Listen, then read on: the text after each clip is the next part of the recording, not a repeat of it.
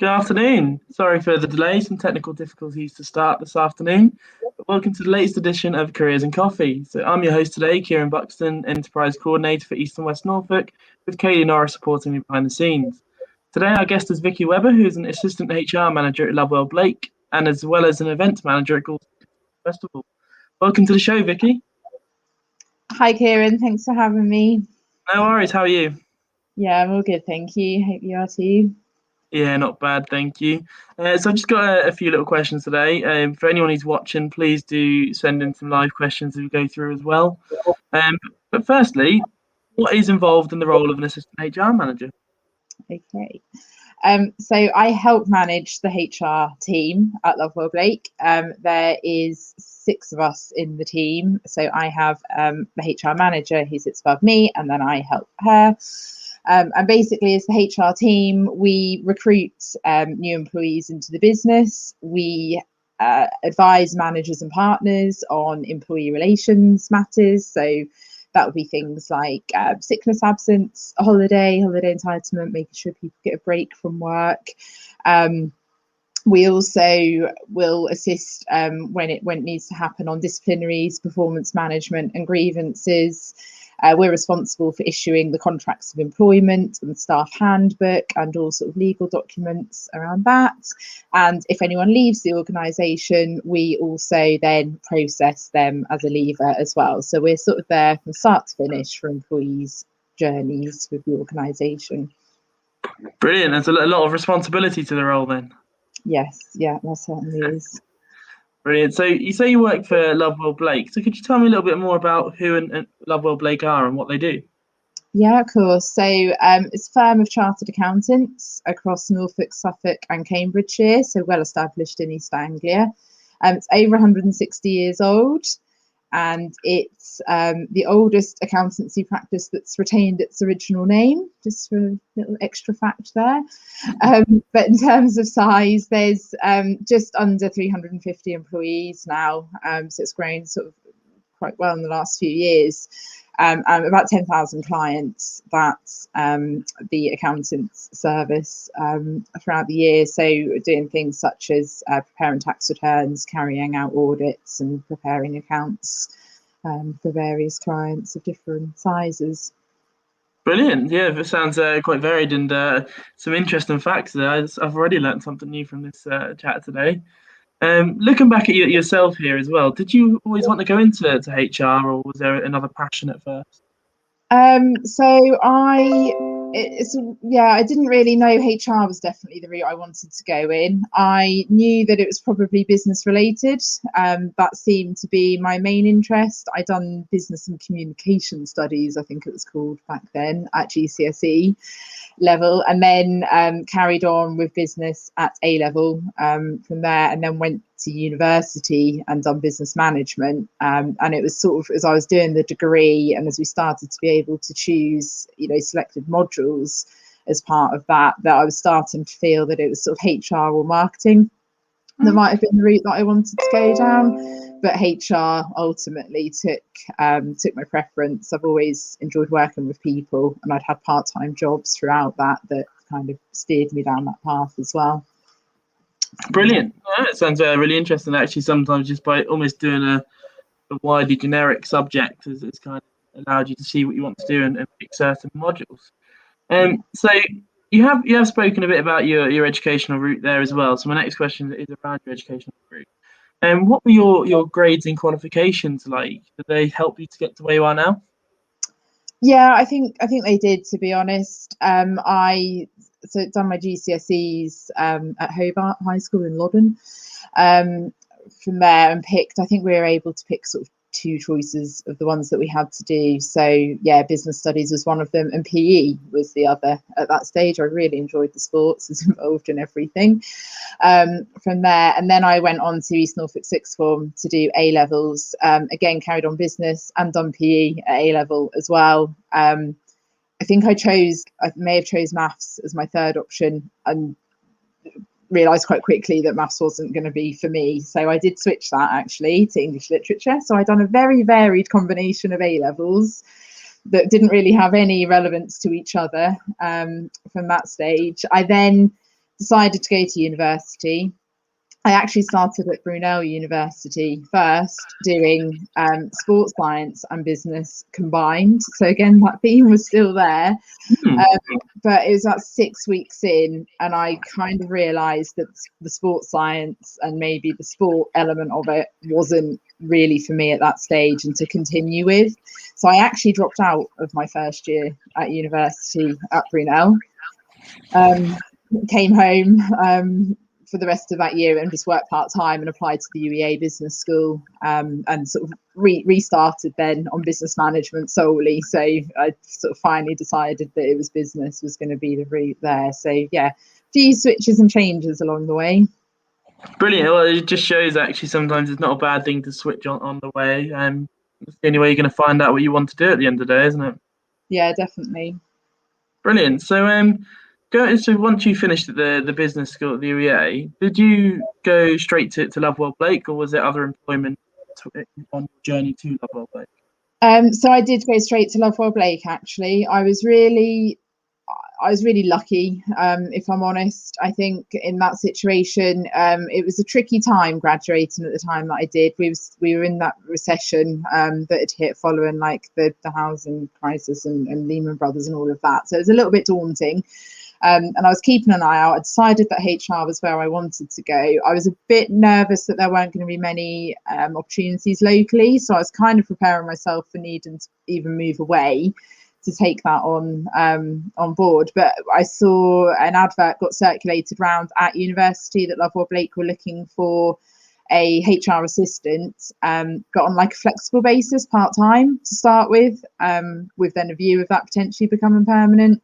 So I actually joined them in the April, doing 2 days a week, almost more of like a work experience basis, whilst I was finishing my degree. And then luckily for me, they did decide to offer a permanent contract there.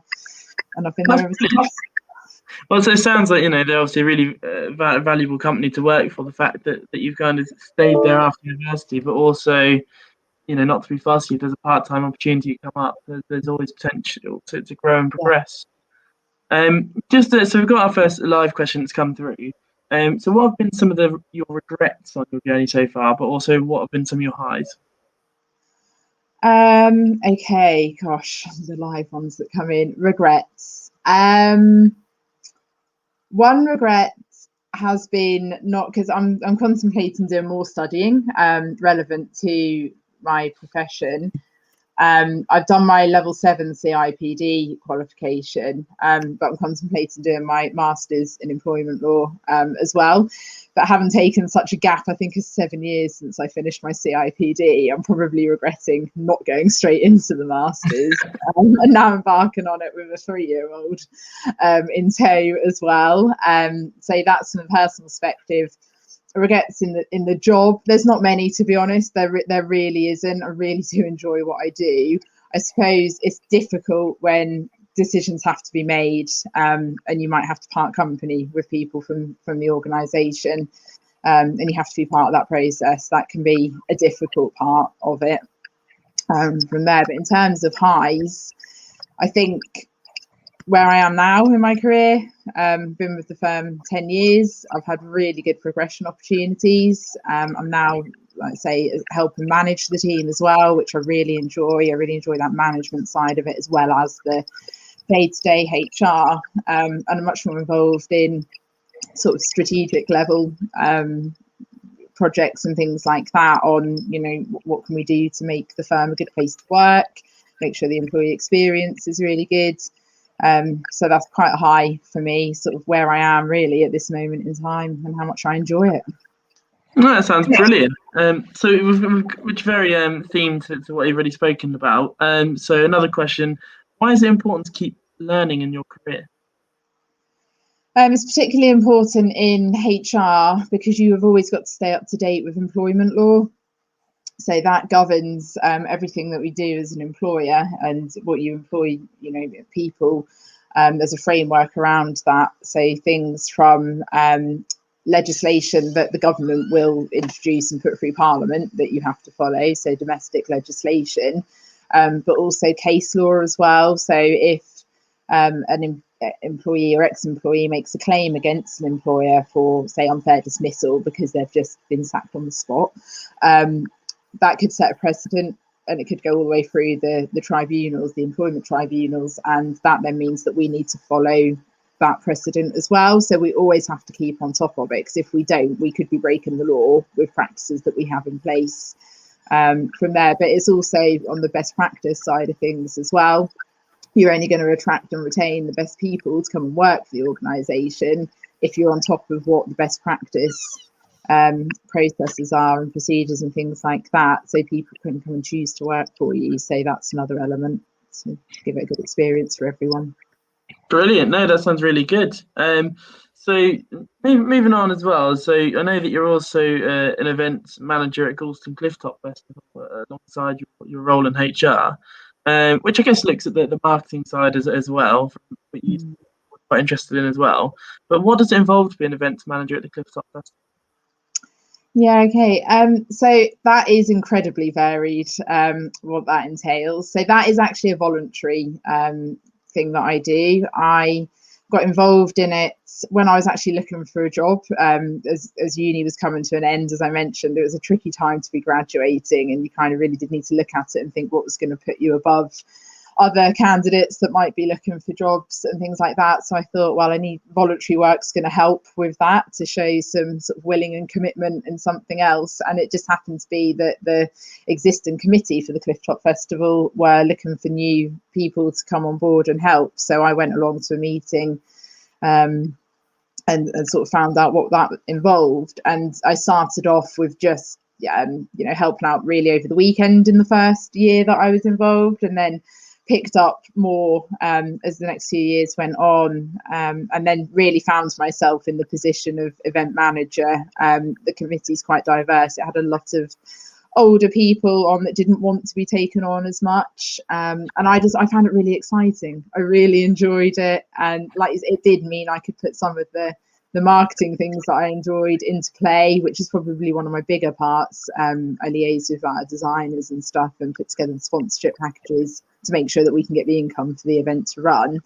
But it really is a start to finish job being the event manager, from the planning side of it, making sure the health and safety is in place, liaising with all of the council or the suppliers or the stall holders that will come on, and putting on the show over the weekend, and then tidying it all up again at the end and bits up there. No, that sounds really good, and actually great how you've been able to link what you do with the events management side into progressing within your HR career as well. And as a user of the Clifftop Festival, I can say it's a very good festival, so very well run. So we've got another live question that's come through here. Looking back at your HR side, what's your HR advice to any young person who's maybe made redundant for the first time? So obviously that happened quite a lot actually in the last year or so. Yeah, of course. Oh goodness me, I would say don't be disheartened by it. It's a tough time. There's no denying that. And for every setback you get, such as being made redundant, there will be another opportunity that will come up, and it could actually even be a better opportunity. And I just hope that you'll look back in years to come and see that actually that may have been a good thing for you, and that where you find your career going after that happening could take a turn for the better. But yeah, please don't be disheartened, and just keep applying for jobs, because it is tough, but you've just got to persevere with it and you will get somewhere. No, brilliant. That's good advice. That's for sure. So it's still looking at to HR again. So what qualifications and experience do you need to get into HR? So it will obviously depend on what level you go into. I'd say because you can do apprenticeships now in HR as well, which is really good. They've come about in the last couple of years. But anything relevant is going to be things like business studies, sort of either in the BTEC that's available, or A levels, or even GCSE level, because you need to have some sort of business acumen, business awareness to understand where the people fit into a business to then be able to add value to that role. Also, anything people related, really. So anything that's, you know, part-time jobs that have had customer service experience, so anything like in hospitality is probably going to really help. You need to be able to deal with people, and the good side of people and the not so good side of people. So anything like that outside of qualifications wise is going to be really helpful. And I think problem solving skills are quite an important one, because you have to interpret the right way to do things, like with the legislation and everything. You then have to put that into practice. But when you're dealing with people, obviously no day is the same. It can be really quite unpredictable, and each different situation has its different circumstances and facts. So you have to be able to have those problem solving skills to find the right outcome for things. No, brilliant. That's really good advice. Thanks, Vicky. So another question that we've had come in. So when looking at the HR role, what elements are there that some people might not know? Oh goodness. So I guess, yeah, it's not all about just recruiting people and then people leaving. There is a lot in the middle. I think one bit that people might not know is perhaps a lot of the initiatives that might get rolled out, perhaps in bigger organisations, but things like employee engagement and rewards and benefits and all things like that. There's a whole sphere of elements like that need to be driven by HR, brought in by the management team, and then filtered through the organisation from there. So I think sometimes it might be not realised that HR have such a driving force in those types of things, and that actually we may be the ones pushing for new rewards and benefits and other initiatives that can really make employees feel valued and therefore engaged and work the best that they can. Brilliant. No, that's really good. And that actually, I think just from experience of working at a larger organisation before, I definitely know that HR drove the benefits there and things like learning development. So no, I think that's actually a really good point to bring up. A really good question too. So going back to the theme around qualifications experience, I asked you in regards to HR, but what about for events management?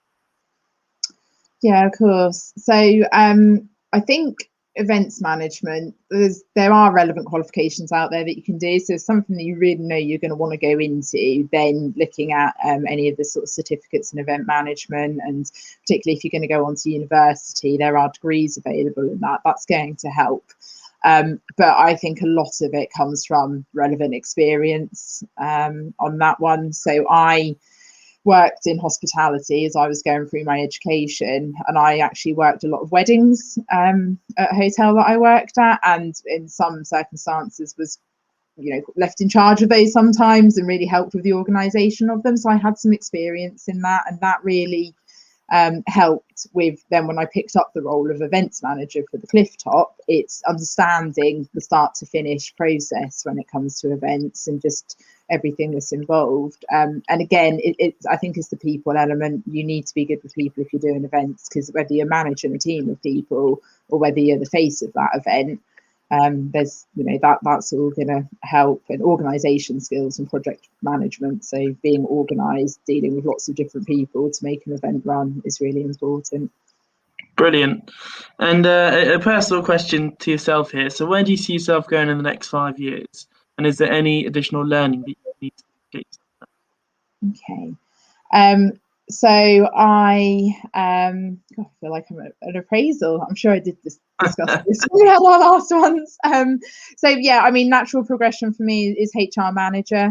From there, the team's grown and the firm has grown, so there's potential opportunities there for that to happen. So I think I've acknowledged that perhaps, yes, there is a learning opportunity, and for myself and to fill in gaps that I feel I need to, carrying on with my higher level education, so doing the masters specifically in employment law, I think is certainly going to help there. But I think also any further learning with regards to more like initiatives that can be rolled out in organisations as well. So I referred to the CIPD earlier, and that's the Chartered Institute of Personnel and Development. So that's the professional body that I'm part of, and they run a lot of courses on things such as organisational design, employee benefits, all those types of things. So it's always keeping on top of those and understanding what the current trends are as well is really important. So I'd always look to undertake any further learning on a sort of CPD basis to help as well. That's brilliant. That sounds really good, Vicky. And I think actually that'd be a really nice question to finish on. Just realised that we're now just gone over the 20-minute mark. So that's probably it for the questions today, unless there's any other last-minute live chat ones that come in. But I just want to say thank you so much for joining us today. It's been really good to hear an insight into HR and also management and to hear about your journey. So thank you so much again for coming on, and have a good evening. Thank you. So that's all for today. Thanks again to Vicky for joining us. That was really enlightening and also insightful, and I certainly learned something new from it.